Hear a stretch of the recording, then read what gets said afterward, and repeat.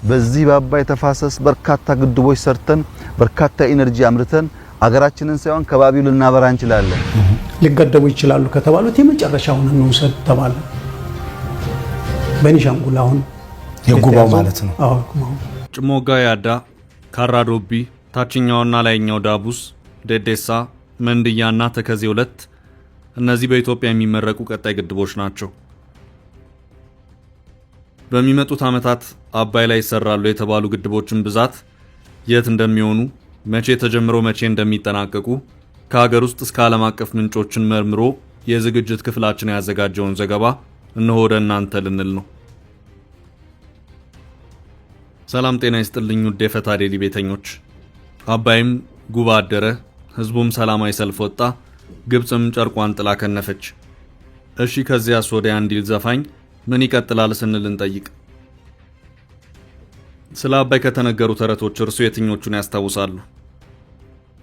እኛ በመለስ ዜናዊ ንግግር ዝግጅታችንን እንጀምር። ቢገልም ገደለ፣ ባይገድልም ገደለ፣ ከአባይ ከበረሃው ብቻውን ከዋለ። አቶ መለስ ዜናዊ ህዝብ የተቀኘውን ይህን ግጥም በድጋሚ ሲሉ የተደመጡት ጳጉሜ 4 2000 ዓ.ም ባህር ዳር በአባይ ወንዝ ላይ የተሰራውን የሚሊኒየሙን ድልድይ ሲመርቁ ነበር። ይህንንም ያሉበት ዋነኛ ምክንያት ከባድነቱ በብዙ የተነገረለትን የአባይ በረሃ ለማስታወስ ነበር። ከቀናት በፊት ጠቅላይ ሚኒስትር አብይ ከማህበራዊ ጉዳይ አማካሪ ሚኒስትራቸው ጋር በግድቡ ግርጌ ባደረጉት የ1 ሰዓት ቆይታ በቀጣዮቹ ዓመታት ብዙ ግድቦች እንደሚሰሩና ማን እንደሚሰራቸው ሲናገሩ ሰምተናል። በርካታ ግድቦች ስለመሰራታቸው እንዲህ ይላሉ። በዚህ በአባይ ተፋሰስ በርካታ ግድቦች ሰርተን በርካታ ኢነርጂ አምርተን አገራችንን ሳይሆን ከባቢው ልናበራ እንችላለን።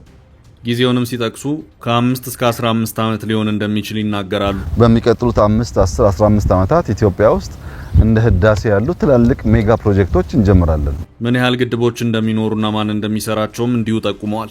ካሁን በኋላ የምንሰራቸውም ከ10 ያነሱ ግድቦች ዲዛይን ያደረጉ እነሱ ናቸው። እነዚህ ኩባንያዎች እንደ ጠቅላይ ሚኒስትር አብይ አህመድ ገለጻ ከሆነ በቀጣይ እስከ 15 ዓመታት ጊዜ ውስጥ ኢትዮጵያ ልክ እንደ ህዳሴ ያሉ ትልልቅ ፕሮጀክቶችን እንደምትጀምርና የነርሱንም ዲዛይን የሰራው የጥንት የጠዋቱ ሳሊኒ ነው ሲሉ ተደምጠዋል። ስለ ግድቦቹ ካገኘናቸው መረጃዎች የተወሰኑትን እናካፍላችሁ። አብራችሁን ቆዩ።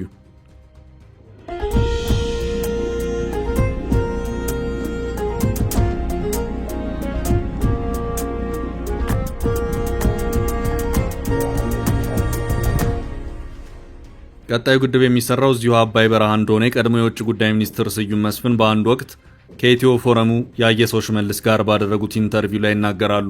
የሙገርና ወንዝ ጅረት አባይ ከገባበት በኋላ ጥሩ ቦታ ነው። ከአባይ ወንዝ ገባሮች አንዱ የሙገር ወንዝ ወደ አባይ የሚለቀቅበት ቦታ ነው። የአሜሪካኖቹና የሳሊኒ ጥናቶች እንደ ጠቅላይ ሚኒስትሩ ንግግር በቀጣይ ዓመታት የሚሰሩትን ግድቦች ጥናት ሳሊኒ እንደሰራቸው ይናገራሉ። አንድ ወቅት ግብጾች እንኳን የአባይ ወንዝ ላይ ግድብ መስራት ይቅርና ገባሮቹ ራሱ ይቆጣጠሩ የነበረበት ዘመን ነበር። ከሆሮ ጉድሮ ወለጋ የሚነሳ የፊንጫ ወንዝ የአባይ ገባር ነው። ግብጾች የፊንጫ ስኳር ፋብሪካ ወደ ወንዙ የሚለቀው ፍሳሽ በየዓመቱ የብክለት መጠኑን ይለኩና ይቆጣጠሩ ነበር። ገባር ወንዞች ላይ የሚሰሩ የውሃ ፕሮጀክት ሳይቀር ያስቀሩ ነበር። አይኤምኤፍ፣ ዓለም ባንክ እና ዓለም አቀፍ የገንዘብ ተቋማት ለአባይና ለአባይ ገባር ወንዝ ፕሮጀክት ብድርም ድጋፍም እንዳያደርጉ ይከላከሉ ነበር። የእርዳታ ድርጅቶች በእነኚህ ወንዞች ላይ የሚሰሩትን ፕሮጀክቶች በማጨናገፍም ኢትዮጵያ ዘውትር ድፍርስ እየጠጣች በጨለማ እንድትኖር ሞክረዋል። በመጨረሻ ባይሳካላቸውም ከሁለተኛው ዓለም ጦርነት ማግስት ዓለም በሁለት የቡድን አባቶች ተቧድና ተከፈለች። የአንዱ ምድብ የቡድን አባት አሜሪካ፣ የሌላኛው ደግሞ ሶቪየት ህብረት ሆነው ዓለምን ለሁለት ሰነጠቋት። ከምዕራቡ ዓለም የተኳረፈው የግብፁ ገማል አብድል ናስር አሰላለፉን ከሶቪየት ህብረት ጋር አደረገ። ሶቪየት ህብረት የምዕራቡ ዓለም ከአይሁዶች ጋር ወግኖ እየሰራ ስለነበር የአረቦችን ድጋፍና በቀጠናው ጠንክሮ መውጣትን በእጅጉ ተፈልገው ነበር። ለግብፅም አስዋን የተባለ ግድብ በአውሮፓውያኑ 1970 ዓ.ም ሰርታ አስረከበቻቸው። ይህ ግድብ መልቲፐርፐዝ የሚባል ግድብ ሲሆን ለእርሻ፣ ለመጠጥ ውሃና ኤሌክትሪክ ኃይል ለማመንጨት ያገለግላል። የግብፅ ለሶቪየት በሯን ወለል አርጋ መክፈት ያበሳጫት አሜሪካ ግብፅን ለመቅጣት ለኢትዮጵያ ግድብ ለመስራት የአባይ ሸለቆ ከተመች። ዩኤስ ቢሮ ኦፍ ሪክላሜሽን የተባለው የአሜሪካ መንግስት መስሪያ ቤት ጥናቱን ሰራ። የአባይ ወንዝ ተፋሰስ ጥናት ሲጠናቀቅ አሜሪካኖች ካራዶቢ፣ ማቢል፣ መንዲያ እና ቦርደር የሚባሉ የኤሌክትሪክ ማመንጫ ግድቦችን መስራት እንደሚቻል ውጤታቸውን ለኢትዮጵያ መንግስት አሳወቁ። ነገር ግን የአሜሪካ መንግስት ለጥናቱ እንደተጋው ፋይናንስ ላይ ባለመትጋቱ ምክንያት ከተባሉት ግድቦች አንዱም በወቅቱ እውን ሳይሆን ቀረ።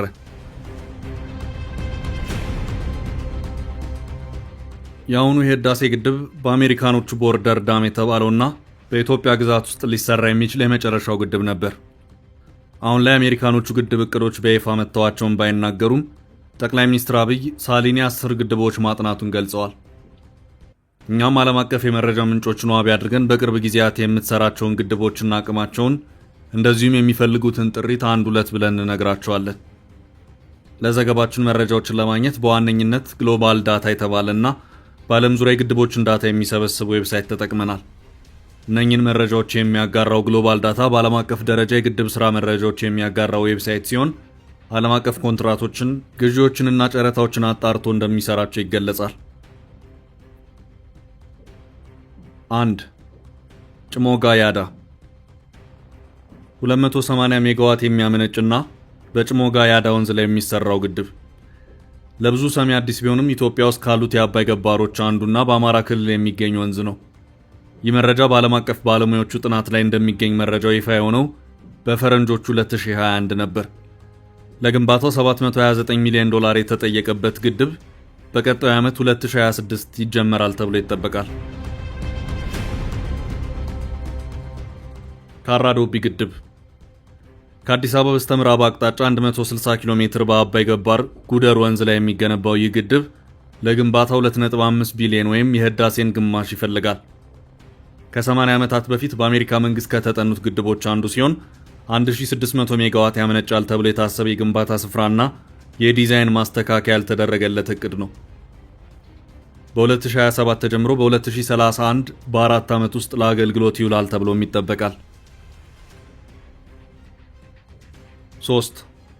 ታችኛውና የላይኛው ዳቡስ ዳቡስ 2 ጊዜ አባይን የሚያጠጣ ከአንፊሎ ተራራ የሚነሳ ወንዝ ነው። ታችኛውና የላይኛው ዳቡስ የሚባልበት ምክንያት ይሄ ነው። ወንዙ ለሁለት ተከፍሎ አንደኛው ኢትዮጵያ ውስጥ አባይን የሚቀላቀል ሲሆን ሁለተኛው ደግሞ ወደ ሱዳን ተሻግሮ ነጭ አባይን ይቀላቀላል። እናም ኢትዮጵያ በቀጣይ ዓመታት ግድብ ከምትሰራባቸው ወንዞች መካከል ዳቡስ አንዱ ነው። የታችኛው ዳቡስ ላይ የሚሰራው ግድብ 250 ሜጋዋት ኤሌክትሪክ የሚያመነጭ ሲሆን ለግንባታው 866 ሚሊዮን ብር ይፈልጋል። ሁለተኛው በዳቡስ ወንዝ ላይ የሚሰራ የላይኛው ዳቡስ የኤሌክትሪክ ማመንጫ 326 ሜጋዋት የሚያመነጭ ይሆናል። 4. ደዴሳ ከአባይ ገባሮች አንዱ ሲሆን በተለያዩ ፖለቲካዊ ጫናዎችና በግብጽ የማያቋርጥ ሴራ ወንዙ ላይ ይህን የሚባል የረባ ስራ አልተሰራበትም። እንደ መረጃ ምንጫችን ከሆነ በቅርብ ዓመታት በአባይ ተፋሰስ ላይ ከሚሰሩት ግድቦች አንዱ የደዴሳ ወንዝ ላይ የሚሰራ ሲሆን 4 ተርባይኖች የሚኖሩትና 301 ሜጋዋት የኤሌክትሪክ ኃይል የሚያመነጭ ግድብ ይሰራል። ለግንባታው $600 ሚሊዮን ይፈልጋል። 5. መንዲያ ይህ ቀድሞ በአሜሪካ ቢሮ ኦፍ ሪክላሜሽን ከተጠኑት ግድቦች አንዱ ሲሆን 2000 ሜጋዋት የሚያመነጭ ነው። 117 ሜትር ከፍታ ይኖረዋል። በ2027 ዓ.ም ይጀመራል ተብሎ የሚጠበቀው ግድብ በ4 ዓመት ተሰርቶ ይጠናቀቃል ተብሎም ይጠበቃል።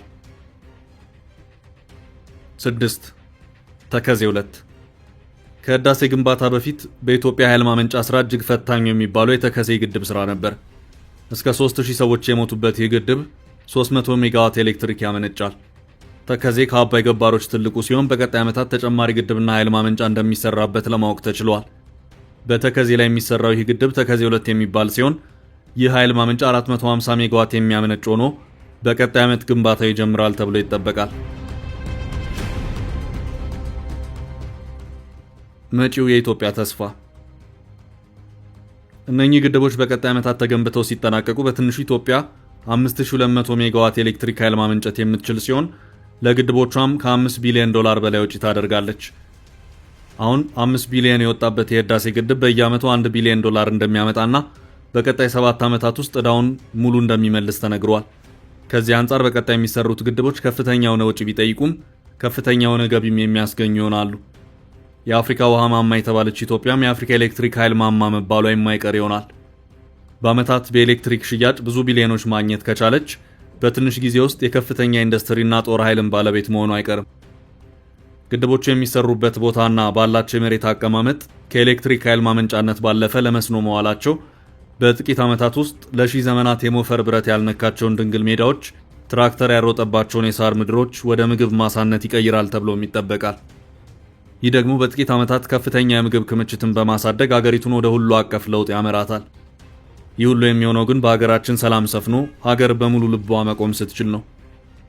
ሁሌም ለኢትዮጵያና ኢትዮጵያውያን ሁሉ መልካሙን እንመኛለን።